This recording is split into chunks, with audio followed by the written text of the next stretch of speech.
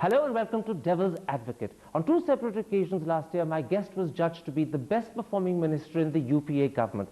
And yet, to everyone's surprise, this January he lost his star portfolio, the Petroleum Ministry. What happened and what does he think went wrong? Here to tell us in an exclusive interview is Shankar Aiyar.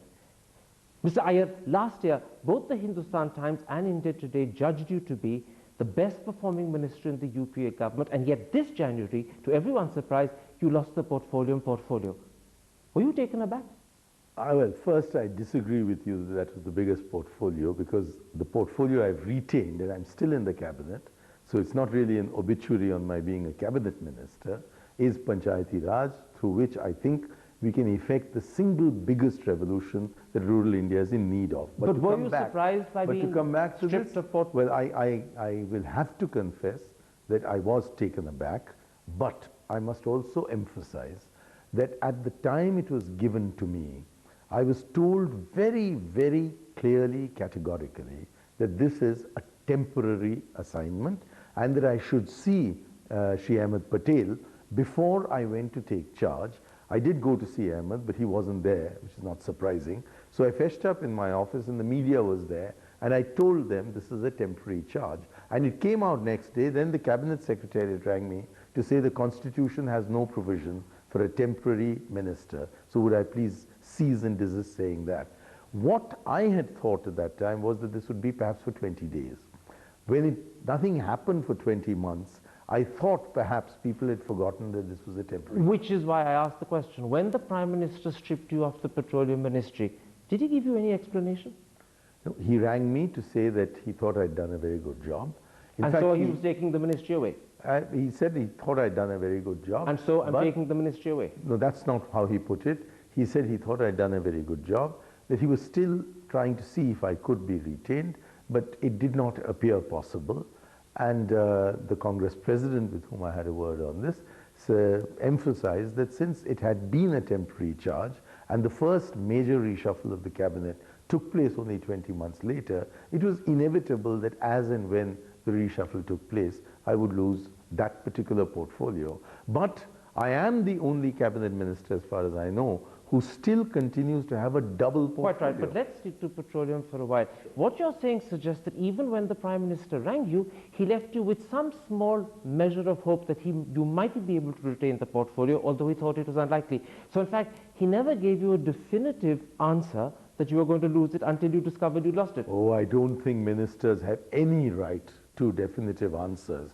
We are appointed under the sole prerogative of the Prime Minister. And it can be withdrawn whenever he wants? I've always said that ministers are dead men walking. Except, is it not a courtesy to be honest with a senior colleague and tell him for sure that you're taking it away, rather than leave him in some measure of doubt? No, it wasn't. I wouldn't say that at all. I think it was his way of complimenting me and perhaps comforting me. A peculiar compliment, isn't it? No, and a peculiar form of comforting also to leave you in hope. It's a great compliment to be told by the Prime Minister that you were a brilliant minister, so I'm taking your portfolio away. He didn't say I was brilliant. He just said that I thought I'd done a good job, and he was still trying to see whether it could be retained. Quite right. So he comforts you by taking the job away, and then he consoles you by saying he's still trying to see if you can keep it, but doesn't give you a final answer till you discover you haven't kept it. But I knew when he said it in that way that it was not going to happen. So in other words, you understood. I had no little hope in my heart. You're saying you understood what he was trying to say, but he never had the gumption or the guts to say it up front. No, I think that's very unfair. He's a real gentleman, and in the kindest possible way, he conveyed to me news which he knew would result in my feeling a little let down, and I'm grateful to him for the way in which he told me. And let down you did feel? Well, of course one feels let down if you're doing a job and suddenly you are asked not to do it anymore. There were a number of initiatives that I took, of which I'm proud. I've summed them up in an article called India's Quest for Energy Security, which I've sent to the Prime Minister and several others. Has he responded? I've had an acknowledgement letter from the Prime Minister and a few letters from others who have Has he committed himself to continuing with the initiatives that you drew his attention to? I don't think he needs to reassure me on that point, because the government hasn't changed. It's only the ministers that have changed. So there's no change of policy. All right, let's for a moment ask ourselves the question why, in fact, you were stripped of this portfolio after having done a very good job, for which the Prime Minister himself complimented you. There is widespread speculation that after July 2005, when the Prime Minister publicly in Washington expressed his concerns about the viability of the Iran gas pipeline, that your enthusiasm for the same project meant that there were serious differences of opinion over this issue between you as Minister and the Prime Minister. Was that the reason why you lost the portfolio? I'm afraid that's a complete misreading, although a very widespread misreading of the situation. For the fact of the matter is that in the face of the kind of reservations being expressed by the Ministry of External Affairs, I couldn't even have got off the ground without the full backing of the Prime Minister. And you're saying, forgive me, you're saying you had that full backing? From the PM? Oh, without him, we couldn't have got anywhere. Even after July 2005? And I specifically, the kind of concern that you would have had over that interview in July 2005 in Washington, I too had, so I went to see him again. And if you look at the statement that he made in Parliament about his visit to Washington, and several other official statements that have come since then, the backing to the pipeline has always been total. Let me quote to you what the Prime Minister said in Washington. He said, "I am realistic enough to realize that there are many risks considering all the uncertainties of the situation in Iran." Then he added pointedly, "I don't know if any international consortium of bankers would underwrite this." Now you said, after you heard this in Washington, you went to meet the Prime Minister. What did he say? I said to him, I wanted to know whether this implied that we should hold back. He said no. But he said, I think you're going to have difficulty getting international backing. But he gave you and please, in the course of the last 7 months since July 2005, not only we, but also the Iranians and the Pakistanis have succeeded in getting international financial consultants, legal consultants, and technical consultants. So when you met the Prime Minister, I'm just repeating what you said a moment ago, he said there was no reason to hold back.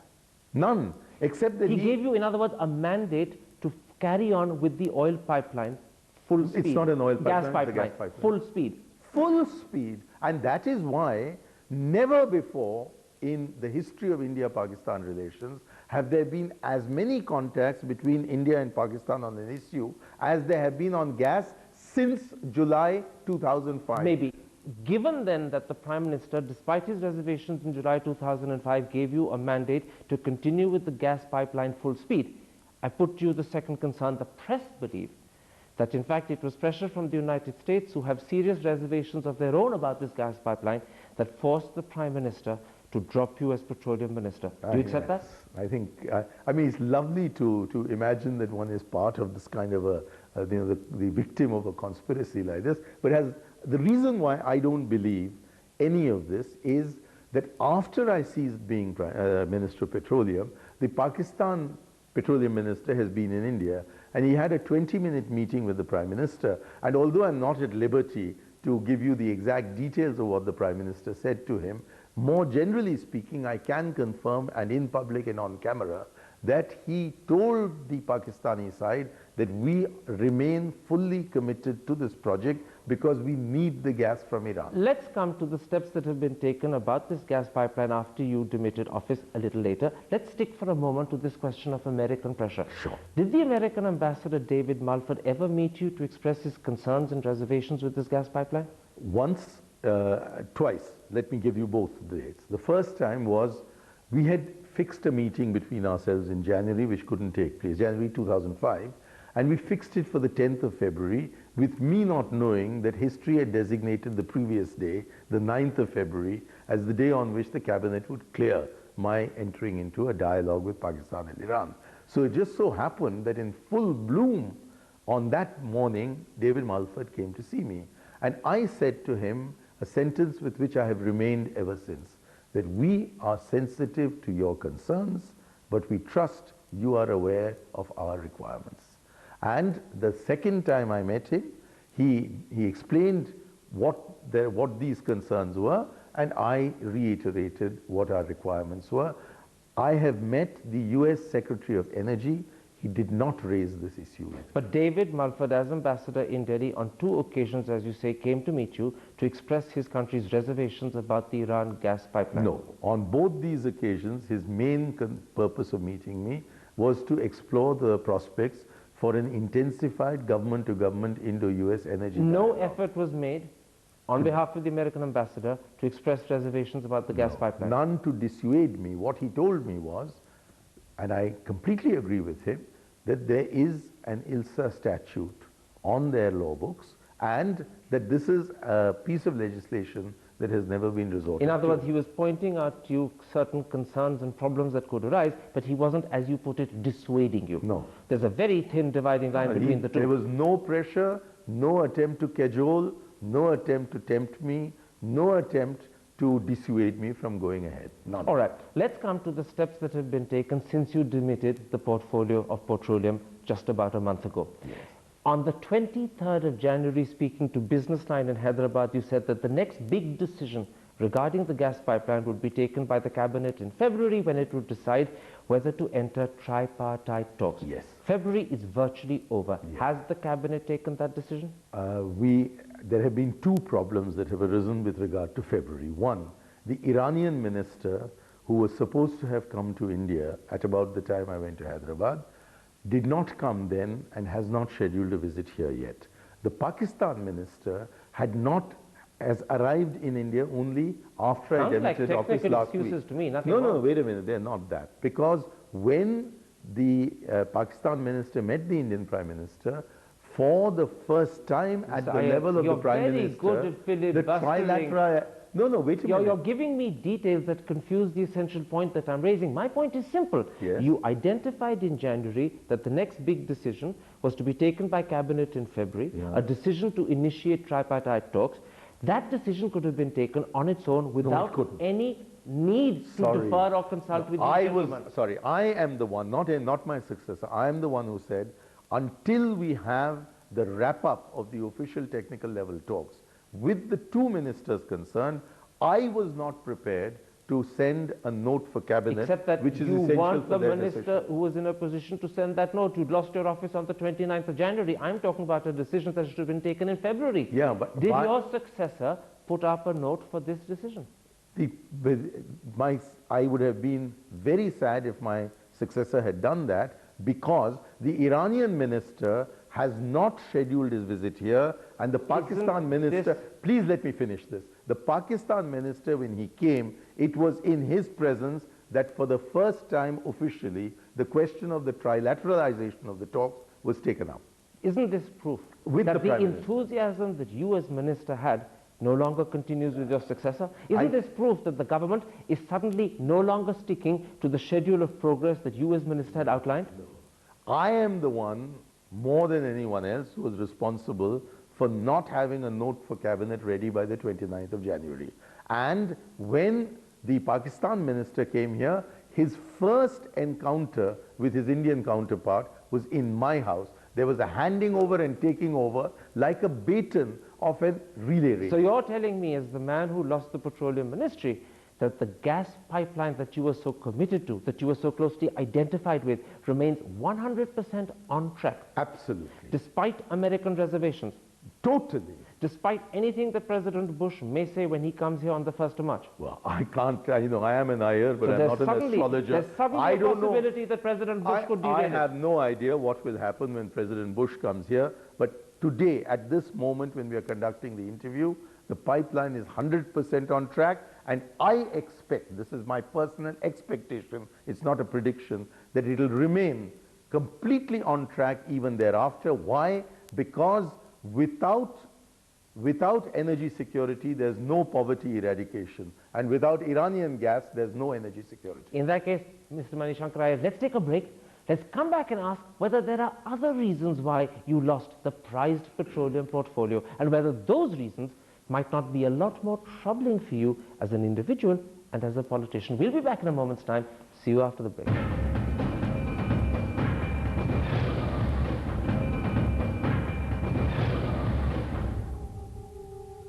Welcome back to Devil's Advocate and an exclusive interview with Shankar. Mr. Aiyar, if you didn't lose the petroleum ministry because of differences between yourself and the Prime Minister over the Iran gas pipeline, let's then explore other reasons why you might have fallen out of favor. The Indian Express says that in fact the real problem lay in your differences with the Gandhi family. According to the paper, when Rahul Gandhi wrote to you asking you to revive an old project to set up a petroleum training institute in his mother's constituency, Raebareli. You refused. But when Sonia Gandhi thereafter contacted you, you agreed to change your mind. Did you do so reluctantly? Well, let me first say that the Indian Express is the only newspaper which editorially welcomed my being sacked. They said that in this cabinet reshuffle, maybe, the only but that has nothing to do with what I'm asking. Please let me get my grievance off my chest. The Indian Express said that the only thing on which the cabinet reshuffle did not slip was oil, because this Shankar Aiyar is a control freak and he needs to go. Now that you've got the grievance off your chest, address the question. All right, now come to this. This story about Rahul's correspondence with me is more than a year old. It's more than a year old. And what had happened was that I was asked in a letter by Rahul Gandhi, dated I think the 16th of November 2004, which I didn't receive, what had happened to a foundation stone that had been laid for the National Petroleum Training School in somewhere in that area. Raebareli currently. Yeah, I think it was in Raebareli. So when I received the reminder letter, which I think was in January 2005, I asked for the files to come. And I submitted a factual report about how, after the government, the foundation stone was laid, if my memory is right, in March 1996. And the government of India lost the elections in May. And the new government that came in, they appointed the EDSIL, the Education Consultants India Limited, to prepare a report on it. And that report pointed to reasons why they believe that it should not be done. Quite right. Okay, can I quote from the Indian Express of the 28th of August? The minister said it couldn't be done. He quoted official consultants as saying it made little sense. Wait a minute. There were no refineries nearby, no infrastructure, no power, no civic amenities. In other words, you gave very cogent reasons to Rahul Gandhi why an earlier foundation stone could not be proceeded with and why the training institute could not be completed. Sonia Gandhi then intervened. No, sorry, please let me interrupt here. You have quoted me as saying it couldn't be done. No, I've quoted the newspaper. All right, that newspaper report is a lie.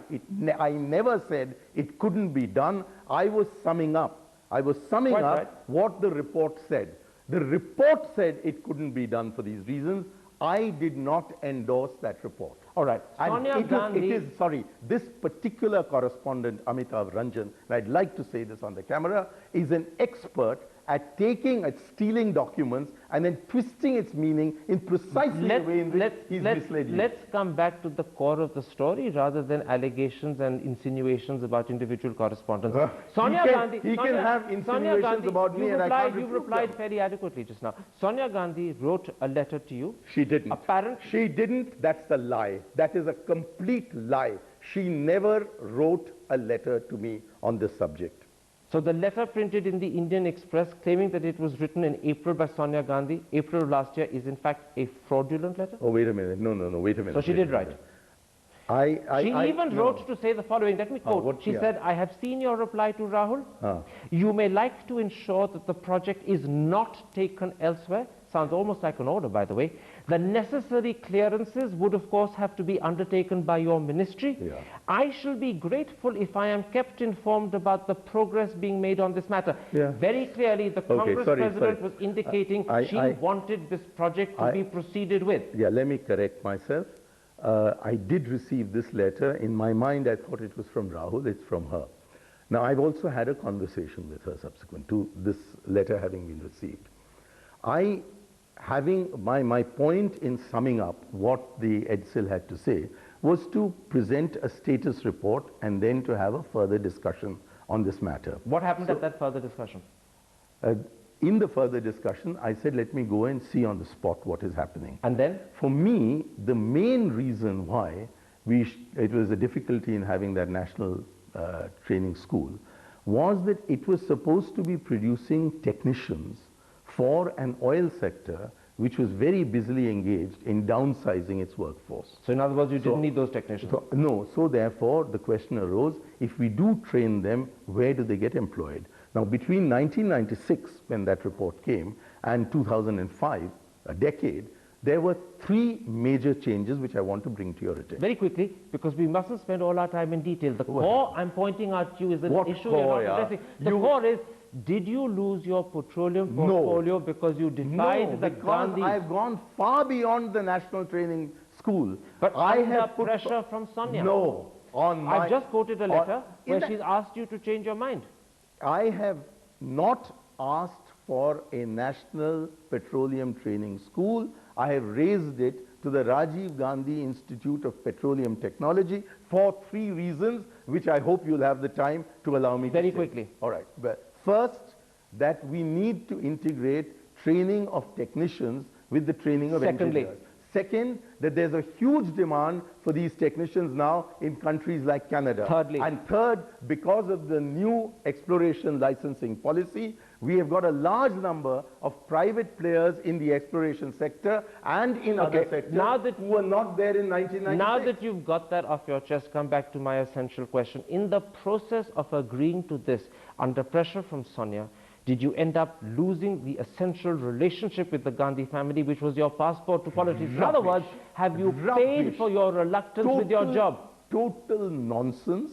I have been keeping the two MPs concerned, and don't forget, they are the two MPs concerned, of all developments with regard to my proposal for a Rajiv Gandhi Institute of Petroleum Technology, rather than the tiny little school for which a foundation stone was laid in March 1996. If you say to me, as you are, that in fact your relationship with the Gandhis, and in particular with Sonia Gandhi, is as good as it always has been, then let's refer back to what you said in part one of this interview. You said that after the Prime Minister had rung and said to you that he was probably going to take away the petroleum portfolio, you also had a conversation with Sonia Gandhi. Afterwards. What did you say to her? Afterwards. What did you say Afterwards. to her? What I said to her was that I had enjoyed working in petroleum, and she told me that in this new area of youth affairs and sports, there was one synergy, especially between youth affairs and Panchayati Raj, which has always been my first passion. And second, she felt that the Commonwealth Games was a really important public concern. And if you recall that Rajiv Gandhi came into public prominence because of the Asian Games, it's a great tribute to me that she has chosen to make me leave me as the only minister. It sounds like a consolation prize and a lollipop being given to a child. Now that's a very urban, biased view. But is it truthful? I do not believe. But is it truthful? I do not believe. It sounds to me as if you rang her up to plead to keep the petroleum ministry. I didn't. You rang her because you knew that your relations with her had been ruined. I never rang her up. And you discovered that she wasn't going to support you. I'm sorry, you got it all wrong. I never rang her up.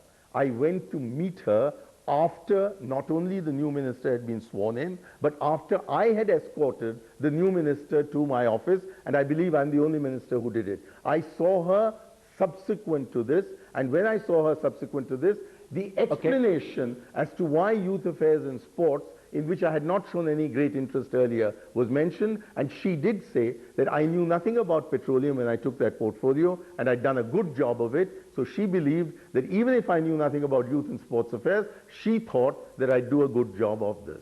Let's come then to the third reason why the press says you possibly lost the petroleum portfolio. They say you lost it because of your prolonged public spat with ONGC and your extremely poor relations with its chairman, Subir Raha. Was that a personality clash, or did you think that Mr. Raha was encroaching on your authority as minister? I have repeatedly stated that I think, and even in the cabinet where that meeting of the prime ministers which was leaked to the press, that I think, and I quote myself, that Subir Raha is a terrific CEO. But I thought the ONGC needed a reorientation of the manner in which it was working, and if you cannot have two intelligent people having a disagreement about matters, I don't know what democracy is about. Except for the fact that the newspapers in September said that you had intentions of adding new directors to the board of ONGC to force Subir Raha out over a vote of confidence in the way he was running the company. Again, I think you are totally misreading what had happened. I'm quoting the Tribune. Subir Raha may be forced to demit office on September 21 if his resistance to the Petroleum Ministry's interference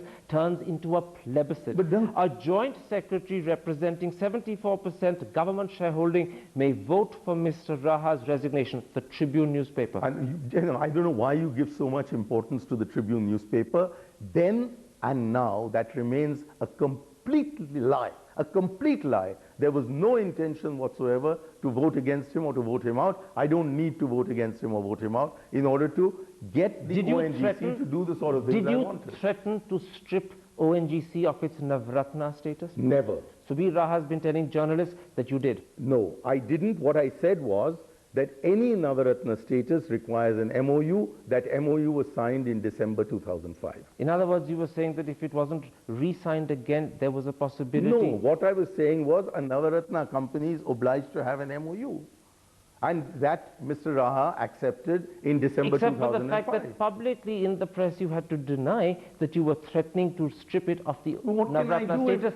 Although at the same time, Subir Raha was telling people that in fact the denial itself was wrong. What can I do when your biradri has to sell sensation in order to sell its media? Let me point out to you that you never once lost an opportunity to publicly humiliate ONGC officials. Business Standard quotes on the 21st of September, 2 ONGC officers were made to suffer a volley of hostile questions, including those from the Petroleum Minister Mani Shankar Aiyar. And then the same paper says that you asked the Director General of Hydrocarbons to intervene in a discussion that was targeted against ONGC. Were you picking on ONGC? No.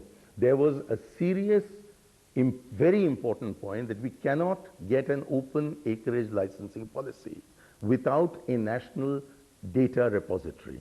And the curious thing was ONGC had sent the previous Deputy Director General of the hydrocarbons, who had been in favor of this proposal as their representative, to explain what were the difficulties. There was no public humiliation. I think we ought to understand that we should have open, clear, transparent discussion between senior people. My last question to you. Now that you've lost the Petroleum Ministry, do you regret anything about the way you handled that portfolio when you had it for 20 months?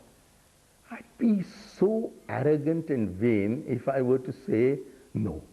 Of course, there are many mistakes that I'd made, Is Subir and Raha I'm one going of those? to complete me. No. No. Should you have handled him with greater tact and discretion? No. No. You're sure of that? Absolutely. Mani Shankar Aiyar, a pleasure talking to you on Devil's Advocate. Thank you.